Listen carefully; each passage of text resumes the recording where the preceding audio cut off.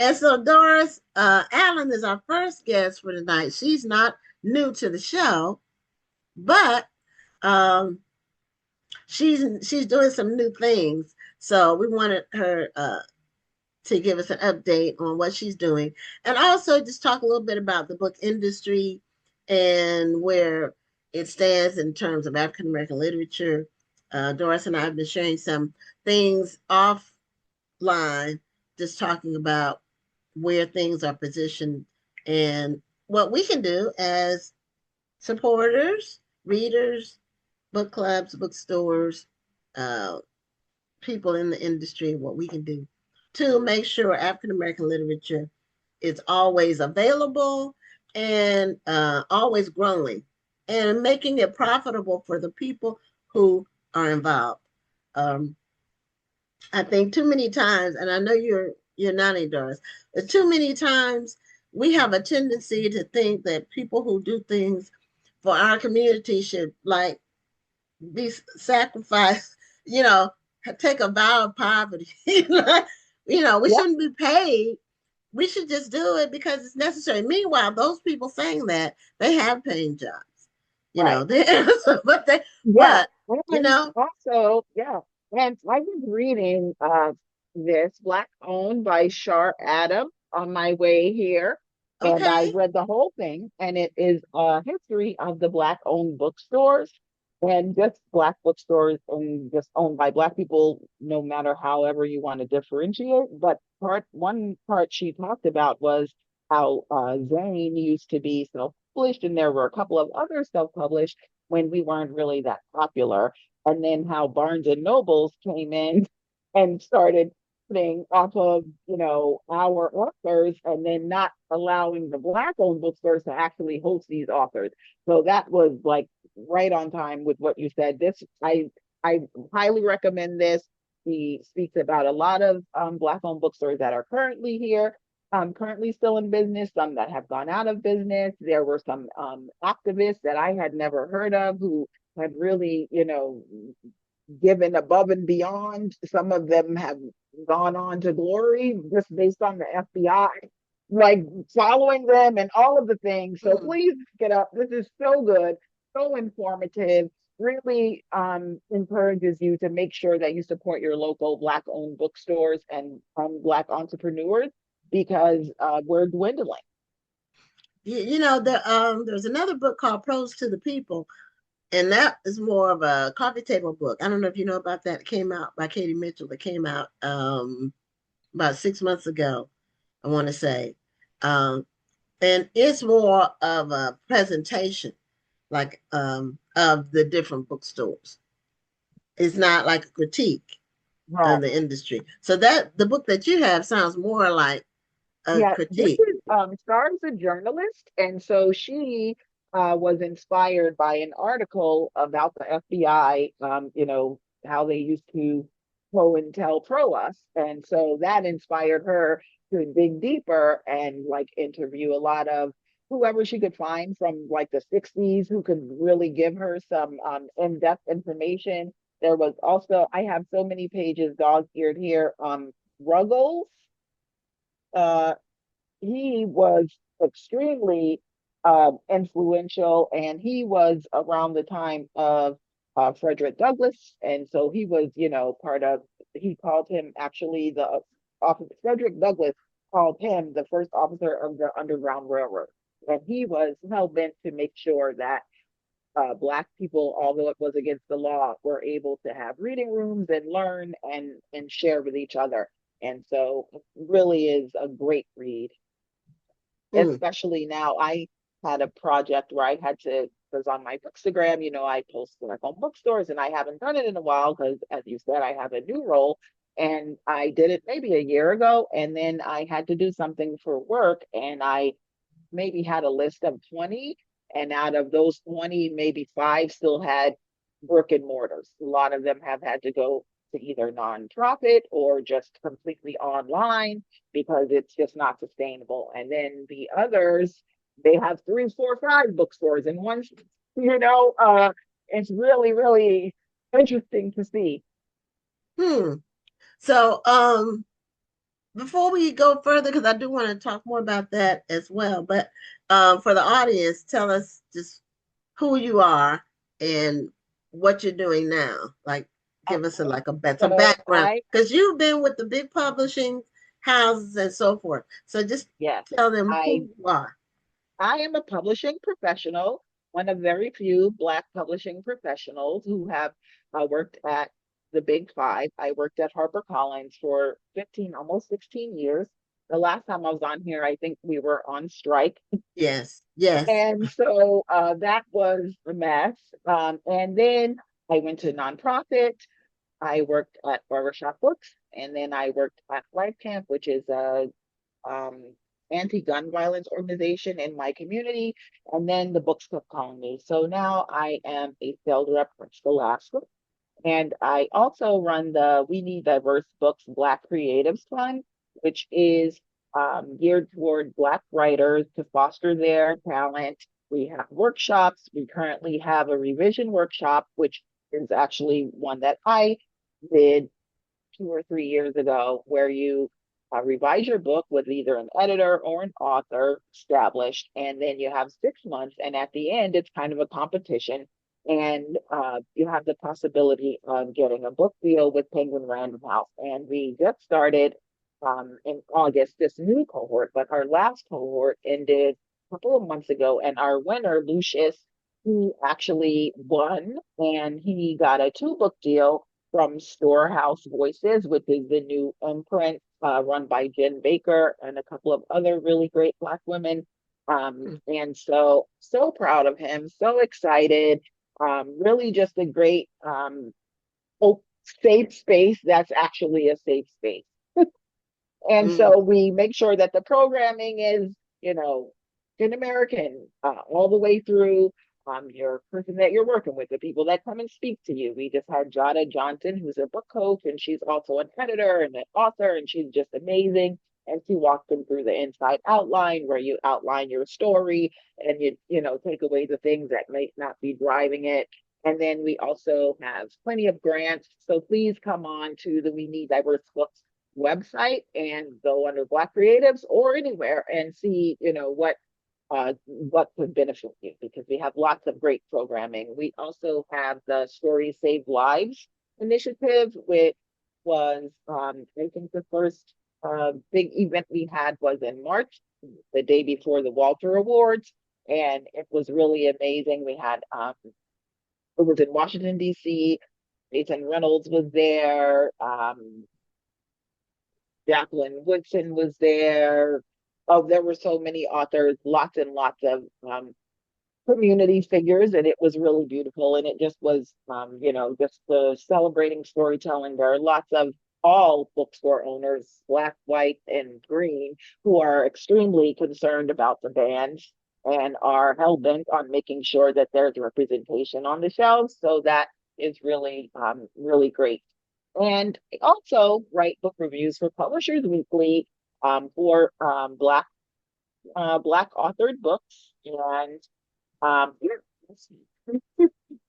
Okay, and We Need Diverse Books is a much appreciated supporter of the National Black Book Festival. They give um, children's books to us for our children's festival.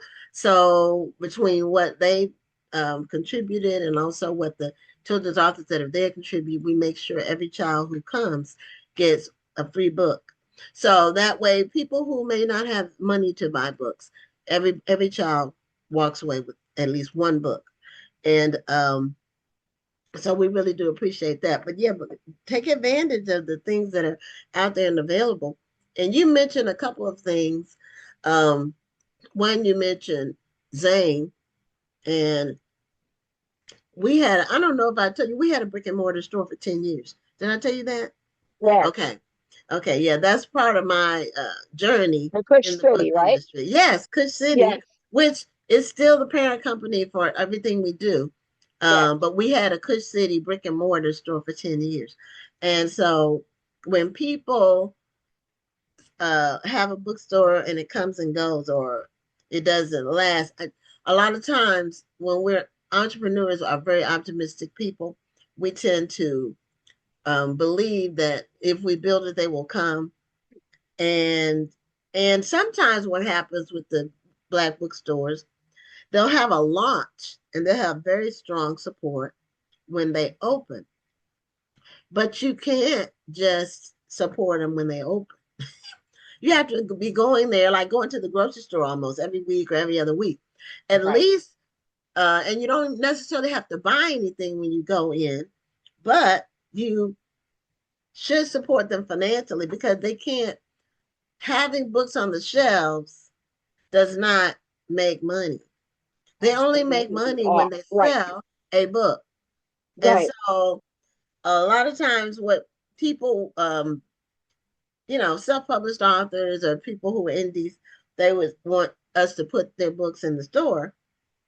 We had a program where it sent us two books and we put it on our table. And if it moves, we had like a bargain book table. And if it sold, like if people were interested, then we would place an order. But you can't just order books and they don't sell because then you'll be drowning. The inventory will drown you. And I one young lady was just recently on who was opening a bookstore like soon, like she's been on in the last month. And I told her that the overhead is a beast that has to be fed every month. It's a beast. And Yeah.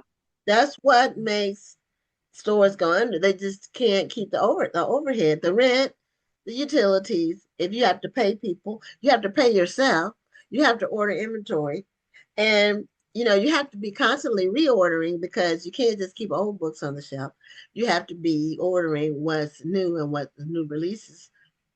And then uh, if you get the people you buy from, either the publishers or the distributors, you have to pay them up front or what, and it's the whole thing. It's very financially drowning.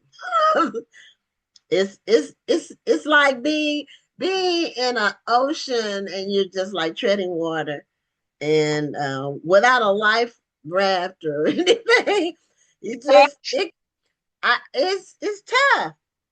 And so the people who've been able to keep theirs going for years, you mentioned COINTELPRO, Hakeem's bookstore in Philly.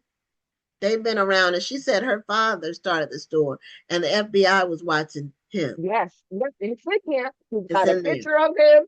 Okay, She told the whole story. Yep. Yep. okay. So yeah, we don't have those problems now. So And yeah, some books are being banned, but what I tell people, they're not being banned from Earth. They're being banned in limited places. You can still go anywhere and order it. You can go on Amazon and order it.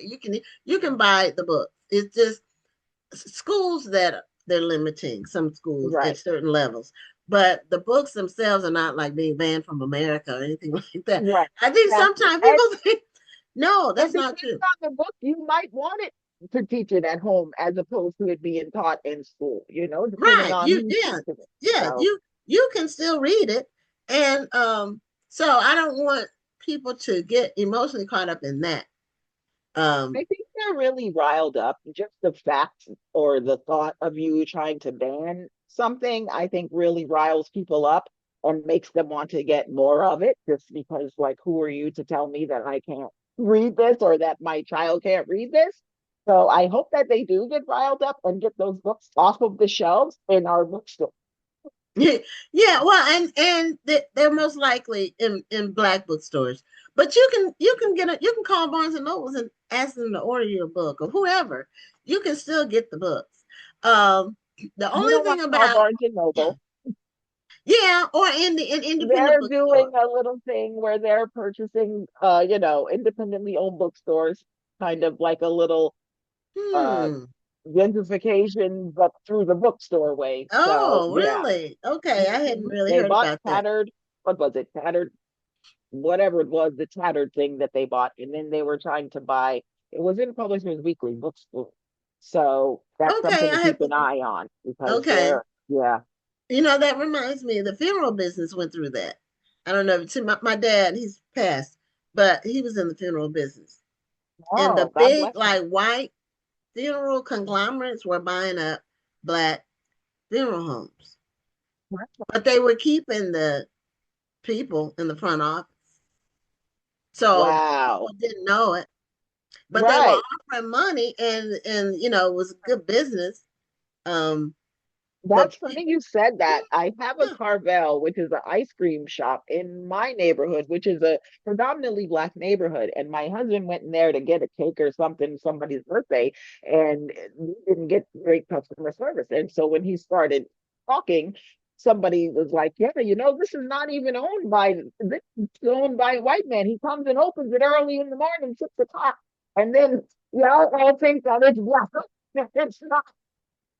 yeah, yeah. Sometimes the ownership is different from Working, who you right? see on the Yes. ground in the Yeah. store itself. I met a woman at Winter Institute and I'm like, "Oh, do you own a bookstore?" She's like, "Oh no, it's not black owned, it's black work." I'm like, got you. Yeah, yeah, that happens. So, um, we need to support Black literature wherever it's sold, but Yes, we definitely absolutely. need to support Black bookstores. One thing that Zane did, and I don't know if you're familiar with that, because it wasn't really public. We knew about it because we had the brick and mortar. But when Zane first came on the scene, Zane was just writing like stories online. This was like when they had chat rooms and things like that. Hmm. And then she was putting her short stories in a book that she would like just get done at Kinko's, which is now FedEx office. She would Right, just bind it like that. But then when she actually ended up doing books, she only sold them in Black bookstores, which forced Black readers to go to a Black bookstore to get it. right. Well, that was smart of her. That, Yes. yeah, that was great. One of the stories she told was that Terry McMillan, um, after she had only been in black stores, then she finally got signed, and then they were only booking her for the white stores, and so the blacks were like upset. But then she got upset because she's like, why are you trying to like talk trash about me when I'm out here just trying to sell my book? So maybe she didn't understand like what all was happening. But that Mhm. was pretty interesting to read because I hadn't remembered that happening. Yeah, that happens a lot in the book industry. When a Black author is like on the rise, the people managing their tours are not Black. No, And so they don't book them in Black venues very no, often. It's no. difficult to get them to even, or Black events, Black book events, or Black stores. They'll send them on a tour and there won't be one Black bookstore on the tour. Yeah. But the Oh, I tour know. is being run by somebody who's not Black. And then Yeah. I guess the author they just go along with whatever is being done. Right, because they're so happy to have the deal. I Right. remember, I think it was Kylie. Oh, what did she write? She wrote the blue book with the yellow things on it. I can't think of her last name, but I remember watching her on like the North Carolina Book Fest a couple years back, saying that like when she came in, they had all the black people around, and then when she actually was signed and she came back, she wanted to ask like what happened to all the black people, but she was just so happy to have her book signed that she was just like, Right. I'll roll with it. But I Mhm. always tell authors that, please speak up because there's very few of us in publishing and very few that actually have a voice that gets listened to. So if you're saying it and we're saying it, then they might take it into account. But if we're the only one saying it, then that means absolutely nothing to them because they know better than we do, not us. Yeah, well, that's their view, so they're wrong. Yes. But that's how the industry is, and it's amazing how in 2025 that it's like this, and it's like this with New York based publishers Yeah. who It, supposedly New York is supposed to be liberal. It's supposed Yeah, to be well, open. that's a joke. I don't But think it matters if you're liberal, if you're whatever. yeah, I think the yeah, publishing industry was created for a certain reason by certain people, and right. they make sure that it stays that In way. the in the control Right. within their control, Yep. and they feel like they know better, and they really see if you allow the black bookstores to get the big names, that will help them make money. Right. But they don't care about that because No, they have no thought about it at all. So no. unless the only time you now you can do a workaround, which I've been doing stuff 25 years. You have to reach the person directly. Right. If you're able to find their contact information, which isn't always Mhm. easy, you have to really do some Yeah. detective And work. it's always who you know, not what you know. So as long as you Right, have one little contact that you can work, you can work it out. You can figure it out. right. And that's the Yes. truth. But it's So, funny you said that because when I did read that about Zane earlier, I was thinking, because as you know, from the first time I did the workshop, I wrote a book. That's a mystery, but it is set in the publishing industry. And I have gotten several rejections.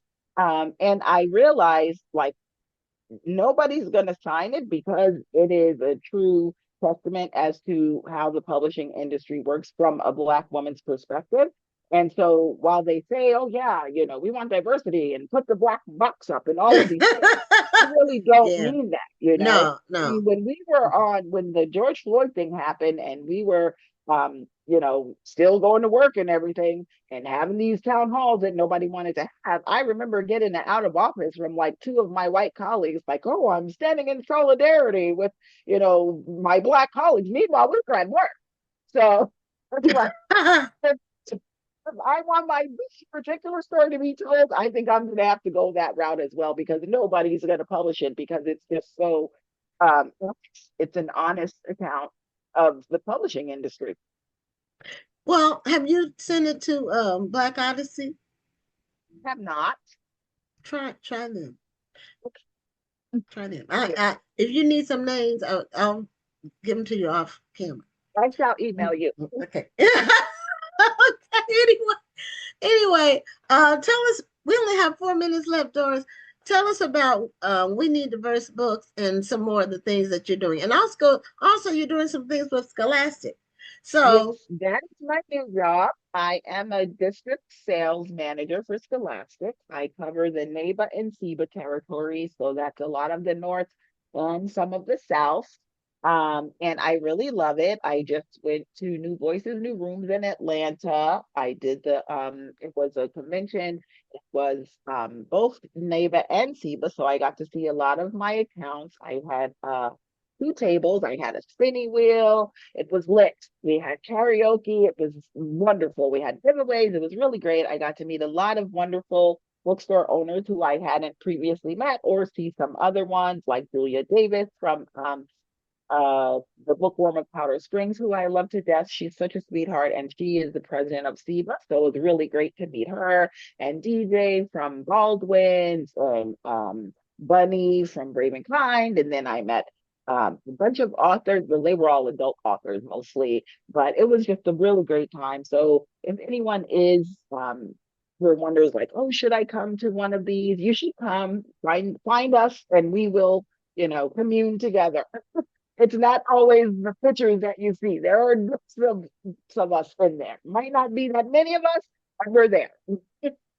well, that's good to know. I don't know if we talked about well, I had talked about this last week with Entice and Rhonda, but since then we communicated offline about um, Walmart and uh, how they really de-emphasize books in the Walmart stores. So I a year and a half ago, so this was before this wasn't since the election or anything. This was like a year and a half ago. The Walmart in my area redesigned their stores. They did like a reboot of their stores.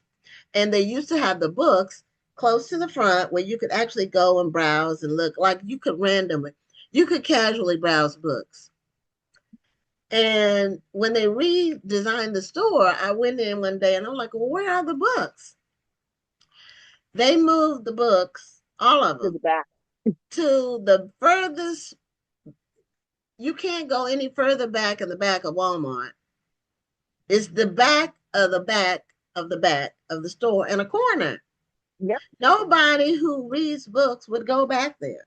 No. Yeah. So, um, and you would And never get a casual browser no. because Who's they going back can't there? find them. Nobody. Yeah.